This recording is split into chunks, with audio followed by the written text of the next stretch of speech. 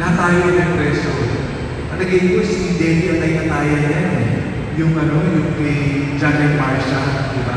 Magkano ka? Kasi yun nga pagkaramdam natin. Lahat may katapat na presyo.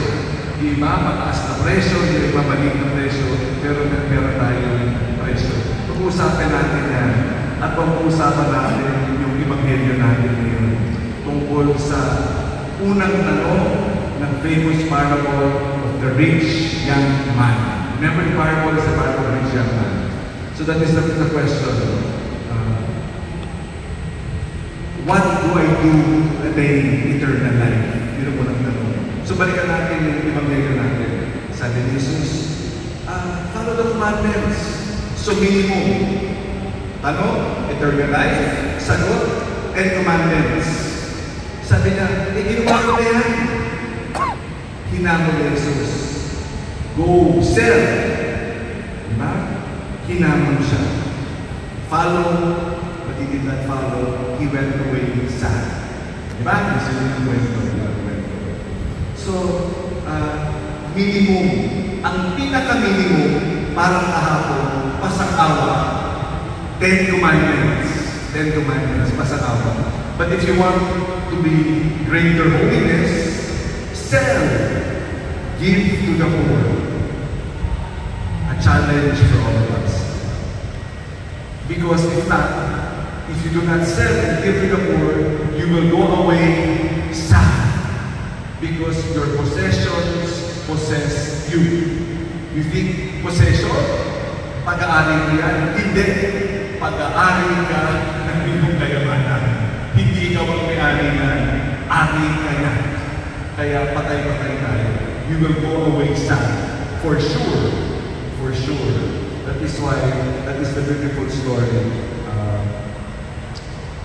So, if you want to be happy, do not be possessed by your possessions. Because happiness is not determined by your possessions.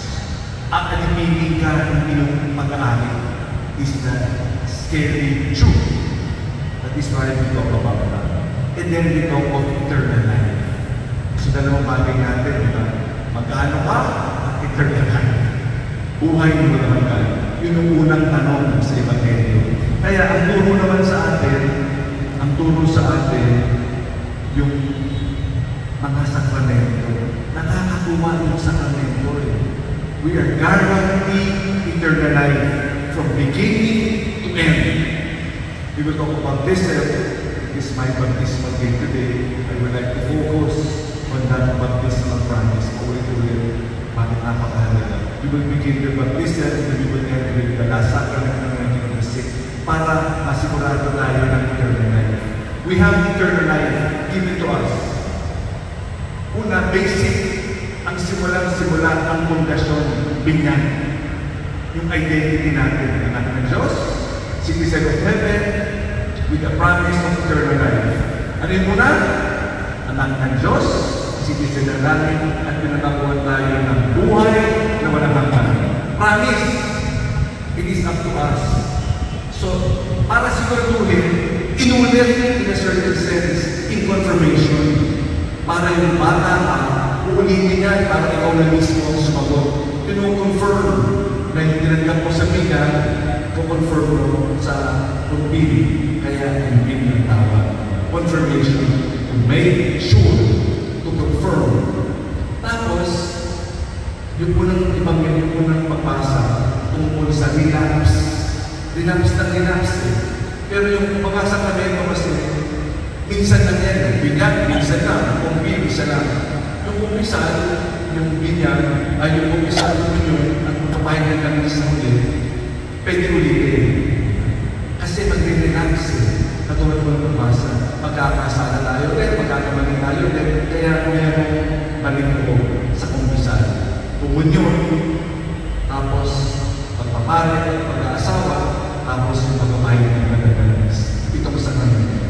Ulit, binyan, kumpin, kumpisan, kuminyon, tapos yung dalawang pare o kasal, tapos pagpapahin ng kamis. So sa simula, binyan, pagkasyon, sa huli-hulihan, magpapahid ng langis para sa mga masakit sa huling biyahe natin pabalik para sa mga masakit at malapit na buwan. So again, go back to balik ko. Eternal life is given to us. Pinangako sa atin dahil sa bilang, kinonfirm. Tapos, ulit-ulit natin sinasabi sa balik ko. Pag nagbabalik ko tayo, yung pangalan mo, nakalista sa natin. Nabubura dahil sa kasalanan. Pero nagpapalista tayo at nagbabalik ko tayo, ulit-ulit natin. At pinapakain natin yan para tumibay sa banal na ngayon. Tapos may tutulungan pa para may tutulong ka, kukuha ka ng partner, yung asawa. Yung partner mo tutulong sa iyo para sa eternal life. Yung partner mo para sa eternal life, ha? At hindi kumuha ng bato, pinagpupo sa sarili mo para pumunta ka sa impyerno. Ay yung partner mo, katulong mo, ha? Hindi kontra katulong na magdadala sa iyo sa impyerno. Kumuha ka ng partner sa asawa. At yung iba na natawa sa pagmamadali o pagpapare kasi hindi ka nag-asawa dahil yun ay sana makatulong sa holy workers to bring order in the life of people.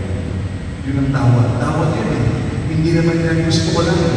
Yun ang tawag. Tawag ka sa buhay ng asawa, tawag ka sa buhay ng pagpapare or single residence. Tawag yan. Tawag yan. At yung maging sakramento, yung pagpapahinga ng Isma sa lahat. So, this is the guarantee we have for eternal life. Magkano. Ipagdasal natin ngayon, mag-uusap. A few days ago, nag-uusap si the Russian president at the American president. Nag-uusap. Diba? Ngayon mag-uusap. Mag-uusap, Amerika at saka Russia. Yung pinagkakalat na gera, Russia at saka Ukraine. Pero magkasama, hindi siya magkasama yung Ukraine sa usapan. Ang usapan, Russia at Amerika. Ewan ko kung anong nag-usapan nila, kung naghahagian nila. Ngayon, mag-uusap kayo, itong araw na ito ay pagkasal natin, mag-uusap ang Ukraine at saka American president. Mag-uusap sila. Para nakakatuwa yung nag-uusapan eh. Sa inyo to ha, akin to ha, yung hypermarket energy bill, hindi naman kapayamakan eh. Pero na naman ang nag-uusapan, magkano ang sa'yo, magkano ang sa akin. Pera na naman eh. Hindi naman kapayamakan eh. Pera, magkano, anong parte bibigay mo sa akin, anong bibigay mo sa akin, bibigay mo sa akin energy, anong armas na bibigay mo? Hindi man kailangan. Pera. Ano ang siguro ng pera? Pera. Pera. Pera. Ang usapang pera. Walang ito. Pera. Magkano ka? Magkano yung bansa mo? Magkano yung kaluluwa mo? Yun ang usapan sa pamilya mo yun. Kaya nakakatakot magkano. At ganyan din, ngayon, sa Middle East, di ba? Yung Israel gusto sa open yung Gaza, alisin yung mga Palestino dahil sa lupa. Balik sa pera. Ganyan din sa ating Resident Sea. Kinukuha yung bansa natin. Di ba? Dahil sa pera. Nasa yung buhay at buhay mo lang. Hindi kasama sa equation yan. Hindi kasama sa equation. Kasi ang pinag-usapan, magkano ka ba